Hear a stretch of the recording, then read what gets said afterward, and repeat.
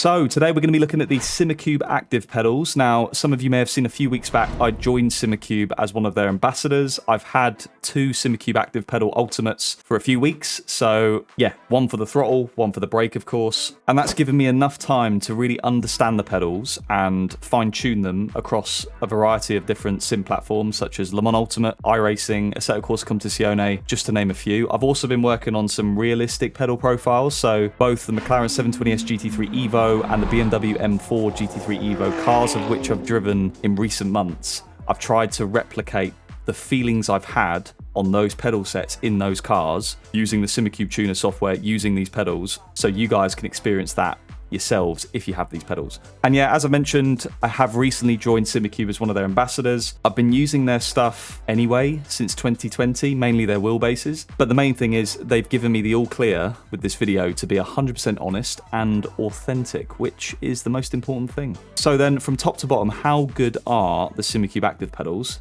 Let's have a look.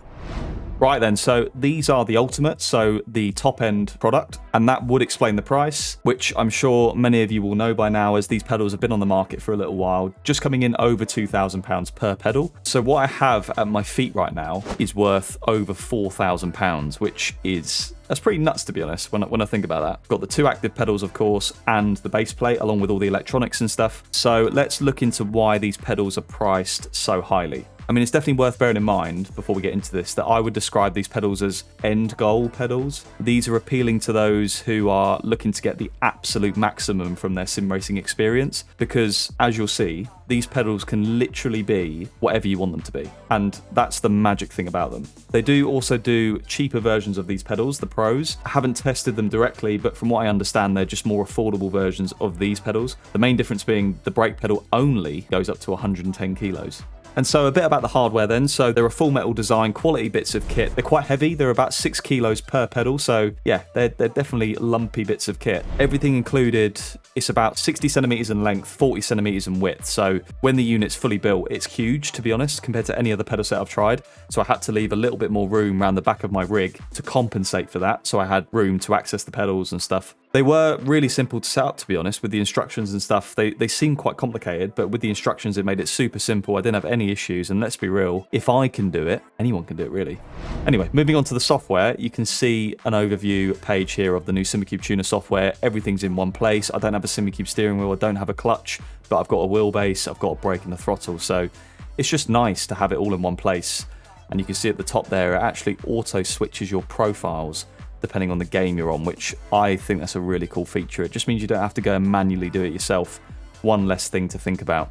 And yeah, with these pedals, before we get into this, at first, they can be quite overwhelming because there's so much adjustability, and it's like anything in life. If you can choose all these different options, mentally it can be a bit like, what do I do? Like, there's too much choice. And it definitely took me a while to get my head around that. There's no question. A few days, even a few weeks, just to really get to the bottom of, right, what can these pedals do? Of course, you've got all the pedal profile presets that come with the pedals. So from various pro drivers, you can see there's a Heikki Line and F1 profile there, different esports drivers and their profiles on given sim titles, and you can see exactly what game that profile's for, what car, if it's a realistic profile, if it's built for esports. You have some guidance when you get on there already, just with the profiles that are available. But my word, when you get your head around the adjustability thing, right, and when you get to the bottom of these pedals and you start to understand them, there really is no going back. I can't imagine myself on a normal load cell pedal anymore, which sounds nuts because I was so used to that.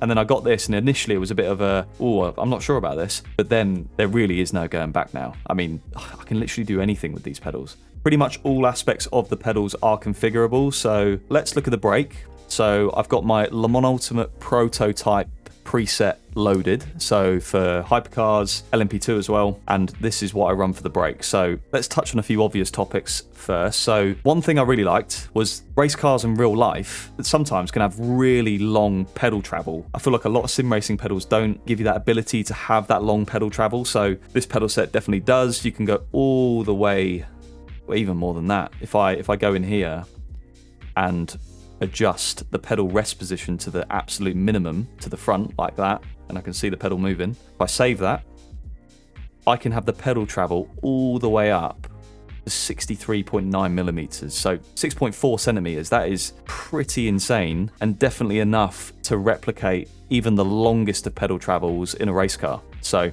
another key setting that you're probably all interested in is the maximum force that the Ultimates can achieve, which is 170 kilos. So let me load that to the max quickly. Right, let me try and get 170 kilos.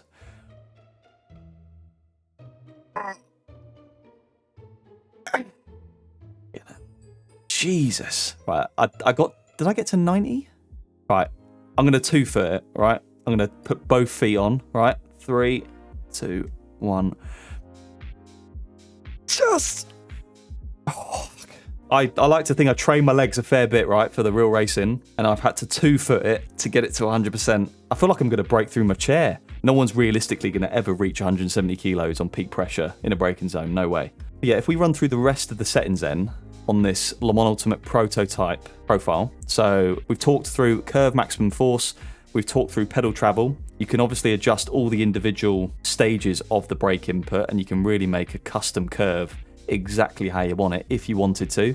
I run mine linear. You've got the preload, which I suppose self-explanatory, isn't it? The amount of load that's already sort of on that pedal before you put an input through it. So that can really adjust how the pedal feels. The sweet spot for me, I found, on most of my pedal profiles was 10.3 kilos. And then if we move away from the preload a minute, so if we go down, there's a few other things here. So we've got damping, which I decide not to run. You can make it feel a bit smoother as the pedal goes up and down. I like the raw feeling, but you can adjust the damping when you press it and when it's released. So all the adjustability you need there. End stop feeling, so the feeling of the pedal hitting that end stop. So when it hits that barrier, what's it like? Is it a brick wall feeling, or is it more of a soft cushiony feeling? And for me, it felt nicer having it soft on both the back stop and the front stop. So not only when I press the pedal down, but also when I release it. If I put it to hard, when I release it, it's just a bit more of a solid hit. So I do like those both soft. Friction, again, I don't run it, but you can implement a bit of artificial friction by turning that on. And simulator input mapping, this is obviously the input that the game itself registers. So for the brake pedal, I usually run a bit of a dead zone on the bottom, so around 10%, just to clean up my inputs a little bit. So if I am resting my foot on the brake pedal and brake dragging by accident, it's not going to register that in game. So that dead zone gives me a little bit of wiggle room to play with. On the top end for the brake, I never run a dead zone. I just run it all the way to the max. Basically whatever the curve maximum force is, so 70.4 kilos. It's the same in the input mapping, because that's the exact force I want going through my brake pedal. Moving down slightly more, so we've got linear mapping in this sense, but we've also got curve mapping. So again, you can really adjust this if you want it linear. You can have a linear, squared, logarithmic, A, B, C, if you want it to ramp up in a slightly different way.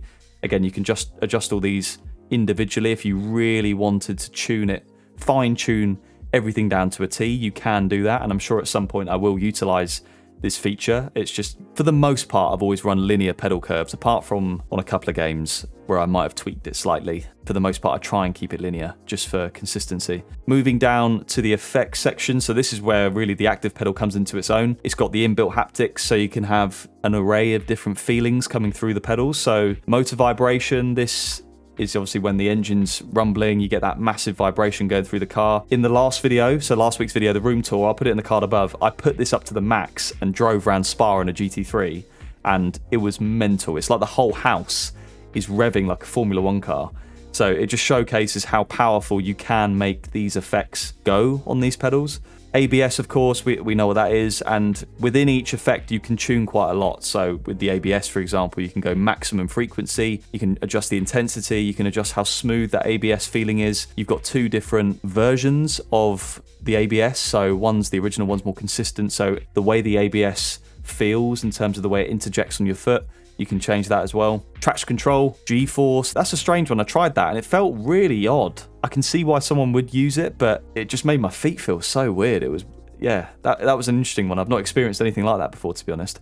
Brake threshold vibration, so if I get to a certain point in the brake trace, so say if I get to 60%, I can make it vibrate on my foot. Say in a certain car, on a certain game, you might not want to get above 70% brake input. You can use this to tell you, right, now you need to stop braking because you're at that threshold. So quite an interesting one. And then brake lockup. So this will tell you as soon as you lock up in game, it will feed that back to your foot. So you know, right, not only can I hear the lockup, not only can I see the lockup, I can feel it through my foot. So even the slightest of lockups you'll feel. And for Le Mans Ultimate prototypes, you can imagine no ABS. It's quite easy to lock up, especially on cold tyres. There's no tyre warmers in that championship. So when I do lock up, I want to know about it ASAP. So I've got the frequency all the way to the max, activation sensitivity, just left it on 0, and then I've got intensity 10. That was enough for me to react to it and do something about it. Just let off the brake slightly so I don't continue locking up without knowing. That was really handy to drive around micro lockups and stuff.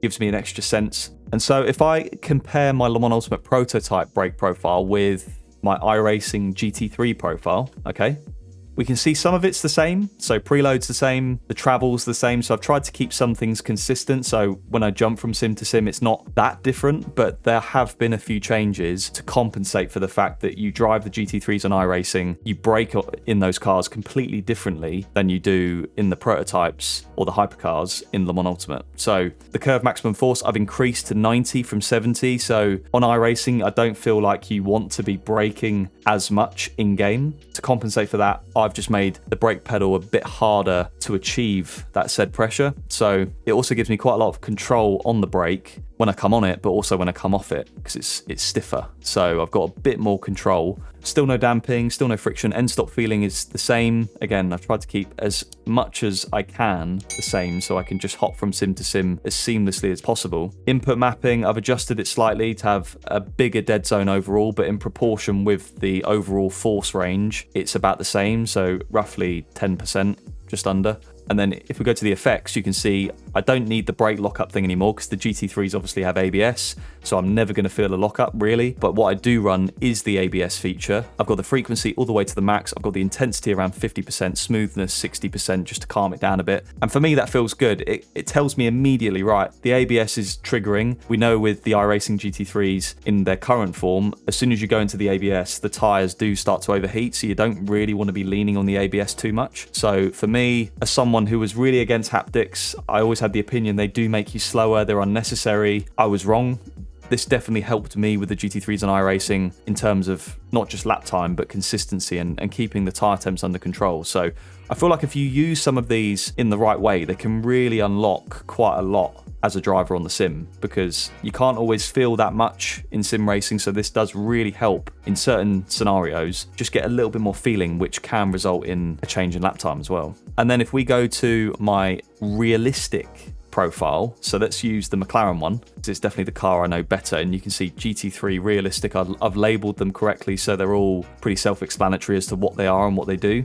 So if I go in the notes of this one, it says 50.4 millimeters of pedal travel, right? So at the minute, with my current configuration of the pedal, I can only get to 40.9. So I know myself, because I made this pedal preset, if I go to 13, that's what I used to make it, that's going to allow me, if I reload the profile, to fully utilize that 50.4 millimeters of pedal travel. And for me, that feels about right.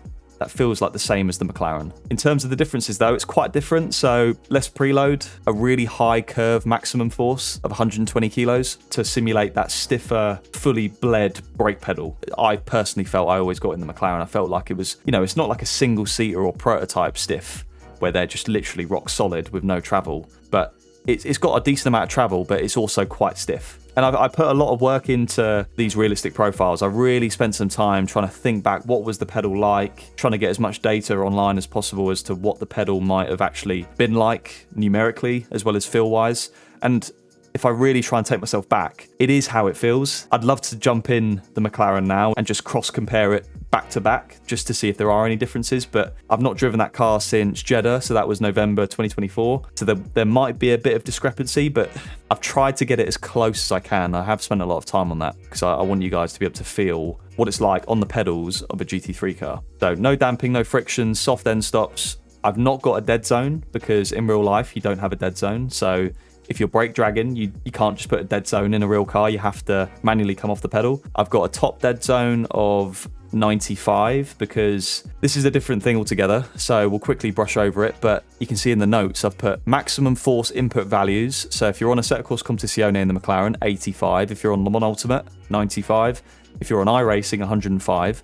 The reason for that is because every game reacts to the braking differently. So the way the ABS comes on and at what point and how much it comes on by really depends on the sim you're driving. So I've given you 3 references there for 3 of the major sim titles. If you want to run it and you want it to feel realistic and drivable, run those force input range values on the maximum for that sim. So at the minute it's at 95, you can see down there. If I was going to go on Assetto Corsa Competizione and the ABS doesn't come on until quite late, then that's why I put it to 85, so you can really lean on the brake quite a lot in ACC, and that's why people just stamp on the brakes and to 100% and just that's it, especially in the GT3s. So I would move it to 85. If I'm going to iRacing, where it's sort of the opposite, the ABS comes on quite early. You don't really ever go to 100% brake in iRacing, where you try and avoid that because it overheats the tyres. So in that case, I want my brake pedal in game to be a bit less sensitive, and that's why I've recommended you tune it up to 105 kilos, because then it feels a bit more natural. So this also depends on what sim you're driving. That's why I've recommended the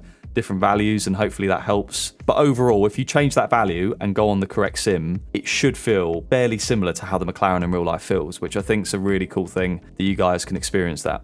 Moving down to the effects, you can see motor vibration. It's not too high, but it's there, and you definitely can feel a little bit of vibration on the pedals in the real car because the chassis and everything does vibrate, so there's no getting away from that. ABS, of course, you do get the ABS kickback through the brake pedal, and it took me a while to fine-tune that to make it feel realistic, because you can make it feel a bit ridiculous. It's definitely way lower than what I run it on iRacing, because in iRacing I just want immediate feedback. I don't really care about it being realistic. I just want to know, is the ABS on? And if it is, I can back it off a little bit on the brakes. But this does feel more in line with how I remember the McLaren feeling. So in terms of any other effects, I don't run any other effects. I don't run the G-force thing. I just felt like that was a little bit strange. For me, it didn't feel realistic. It's probably a good time to say that all of my profiles come with the Simucube tuner software. So if you want to run my iRacing GT3 profile, or my realistic GT3 profile, or my Le Mans Ultimate prototype profile, whatever it is, they come with it. So you can literally just go into the presets and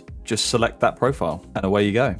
And yet, of course, I really can't stress enough, if you do have these pedals, really try out my realistic pedal profiles, because I want to get some feedback from you guys as to how it feels. Is it how you expected it to feel, or does it feel completely different? I want to know what people think about those profiles. And yeah, I think it's nuts you can feel our GT3 car pedal feels pretty much down to a T just by buying a sim racing pedal set, loading up a profile that's already been made, bang, and you can feel that. I just think it's nuts. Anyways, on to the throttle. One of the key questions I've heard a lot since these pedals came out is, do you need an active throttle? Is it overkill? Of course, Simucube do a passive throttle, but they of course do the active pedal, which can be a throttle. So here's my take on it. If budget isn't a concern, the active throttle is without doubt a better throttle pedal, because you can make the active throttle to be exactly the same as a passive throttle if you adjust it correctly and get it there, but it can also be everything else. So again, it's that adjustability that you're really paying for. It's hard to quantify exactly how much that will help. I mean, I'll try and give you a few examples. So it can basically just dial out any shortcomings you have as a driver / sim racer on the throttle pedal. Say if I'm doing something on the throttle that's not quite optimal for lap time, maybe my throttle control's all over the place, the curves are a bit all over the place, you can obviously adjust the curve to compensate for that. You've got all the different effects like you do on the brake. You've got the same effects for the most part on the throttle, obviously not ABS and stuff because that doesn't really make sense for a throttle pedal, but motor vibration, traction control, G-force as well. All the same mapping, adjustability, damping, friction, the end stop feeling, and interestingly I run the hard end stop on the throttle because I like quite a firm stop, not only at the end but also when I come off it. I guess you're more aggressive with the throttle. For whatever reason, I liked the feeling of the hard stops, and that's why I run that. Same pedal travel as on the brake, so my feet are moving exactly the same amounts, both left and right. Still no damping. For the throttle pedal, I do tend to run a very similar profile, whatever sim I'm playing for the most part. There are a few profiles that I have tweaked a couple of things, and I'm sure I will tweak more as I get to know these pedals a bit more and stuff. But yeah, 12.8 kilos on the maximum force, so not very much at all. And then preload 6.99 kilos just to give it a bit more weight when I do push the throttle pedal. I like quite a stiff throttle. I feel like it gives you the ability to be more in control, and you can really be precise with exactly where your inputs are. If it's too light, it just flops around all over the place. And yeah, so a good example of what I've done to tweak the throttle pedal around my driving would be, you know, obviously as stock, it comes as a linear throttle curve. But what I've done is I've just went to the squared setting just to basically make it less sensitive, because I'm quite impatient on the throttle pedal naturally. I like to come on the throttle quite aggressively and stab it, and then sort of come back and control the car from there. I think it's to generate a little bit of rotation. I don't know fully why my brain does it, because as I say, it's natural. But doing this just calms that throttle trace in game down a bit, and it gives me a slightly smoother throttle trace, which, yeah, in the majority of scenarios on the sim, you want quite a smooth pickup when you come on throttle, whatever car you're driving, especially in GT cars. You want a nice, smooth set of inputs.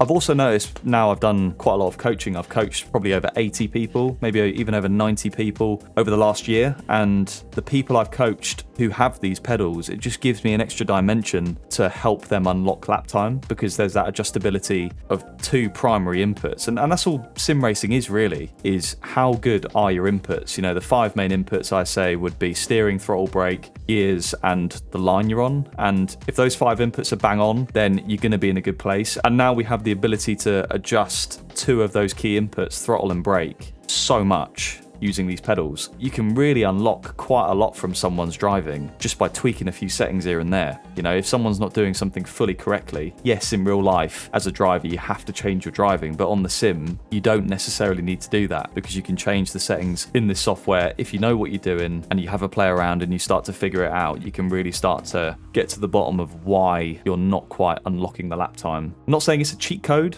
but it's definitely a nice helping hand. And as I say, I'm going to really struggle to go back to a regular load cell now I've got all this adjustability. So yeah, on the active throttle question, I wouldn't spend all of your budget on an active throttle, because on the sim, there's far more important stuff than a throttle pedal to make sure that you are in control, are consistent, and are fast. The brake's more important. The wheelbase is pretty important. You need a decent PC to give you good performance, so you get a nice amount of FPS, and there's all these important things. I wouldn't say the throttle pedal is the most important thing, but if it is in your budget, it's going to be the best throttle out there, because you can literally do anything you want with it. So yeah, that is my take on should you have an active throttle or not. So there we go, those are my honest thoughts on the Simucube ActivePedals in this fairly short overview video. These really are the benchmark when it comes to sim racing pedals, there's no question about that. If you're near the end of your upgrade path, this is the end game. As we sit here in May 2025 at least, you cannot get any better than these pedals. These are the pinnacle. Big up Simucube for sending me these pedals in the first place. I mean, I'm a long way now from my first belt-driven wheel on a desk, my pedals on the floor moving around, in a desk chair. Things have got a bit out of hand, and yeah, I'm quite deep into this hobby now. So yeah, I do pinch myself every so often that this is the equipment I get to use. It's absolutely nuts. If you feel like you need an active pedal or two in your life, check out the affiliate links down in the description below. It will give you a 3% discount, which doesn't sound like much, but when you're paying these prices, it definitely helps. So take advantage of that. I'd love to hear what you guys think of the pedals down in the comments below. Maybe some of you have them already. If so, let me know your thoughts. And of course, hope you enjoyed the video. Leave a like, subscribe if you did, and I will see you next time. Adios.